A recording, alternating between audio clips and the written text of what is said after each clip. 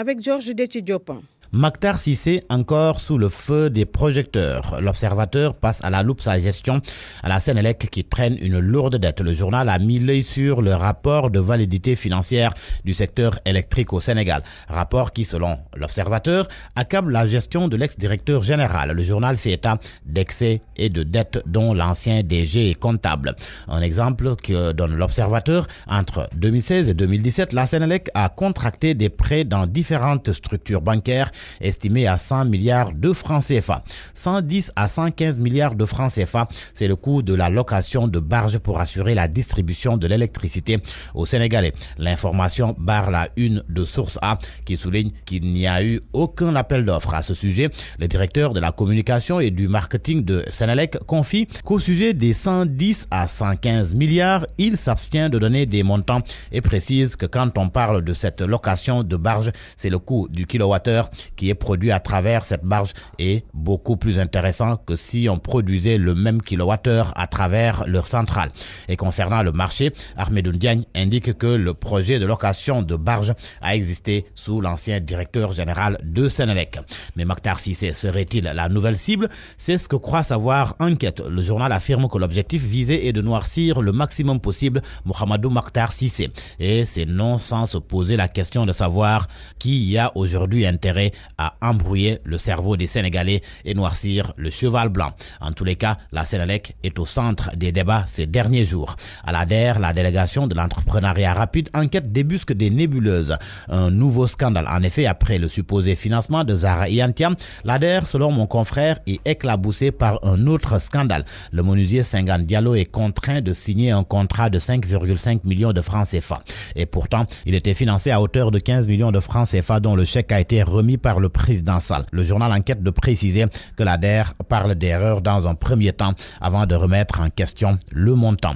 La campagne arachidière, elle fait aussi débat et le quotidien souligne que l'avenir de l'huile d'arachide est compromis au Sénégal. Le journal s'est entretenu avec les directeurs généraux de Copéol Sénégal et de West Africa Oil. Le directeur général de WAO note que les Chinois exportent toutes les graines. Les huiliers locaux n'ont pas obtenu 400 tonnes à ce jour. Le directeur général de Copéol, lui, fait savoir que l'État doit 12 milliards de francs CFA aux huiliers privés.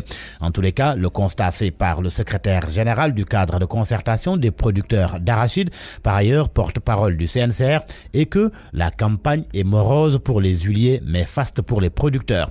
Dans un entretien accordé à Vox Populi, Sidiba avertit que la période de soudure risque d'être très longue l'année prochaine. Et pour cause, les récoltes ne sont ni fameuses pour l'arachide, ni pour le mil ou les autres spéculations, comme le niébé et le maïs. Il se prononce aussi sur la sortie de Moustapha Cissé Lo relative aux intrants agricoles. Selon Vox Populi, le secrétaire général des producteurs d'arachide conforte Cissé Lo. Sidiba affirme qu'il dit tout haut ce que les producteurs et les honnêtes citoyens ont toujours dénoncé tout bas.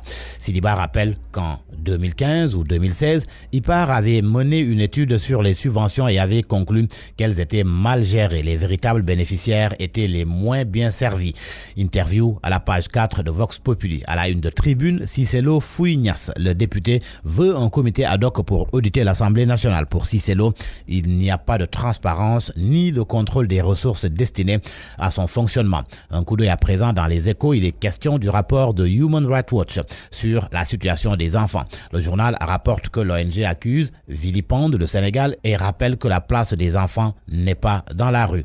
Le rapport fait état de 16 décès de talibés dus à des abus ou de la négligence ainsi que des dizaines de cas de passage à tabac, d'abus sexuels et d'enfants enchaînés ou emprisonnés dans des daras. L'ONG souligne que le gouvernement du Sénégal n'a pas été assez loin pour lutter contre les abus, l'exploitation dont sont victimes des milliers d'enfants talibés et que les services de protection de l'enfance manquent cruellement de ressources et sont souvent submergés par les talibés fugueurs ou les victimes d'abus.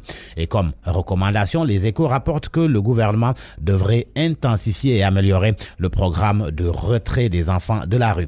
Ce dossier à lire dans Sud Quotidien. Une enquête sur les braquages, vols à main armée, meurtres, insécurité généralisée dans le pays, la terreur des armes légères, le Sénégal à l'épreuve de la circulation illicite d'armes à feu. Sport pour terminer, le ballon d'or africain parmi les sujets à la une de Record pour Régis Bogart. Logiquement, Sadio Mané est devant. Rabat Madjer lui aussi voit le numéro 10 des Lions l'emporter. Sadio Mané qui, indique Stade, est toujours en tête du classement du meilleur buteur sur l'année civile 2019 en Europe. La lutte à présent à la une de Sunulam, le combat Ama Modlo fixé au 26 juillet. À vos kiosques et bonne lecture.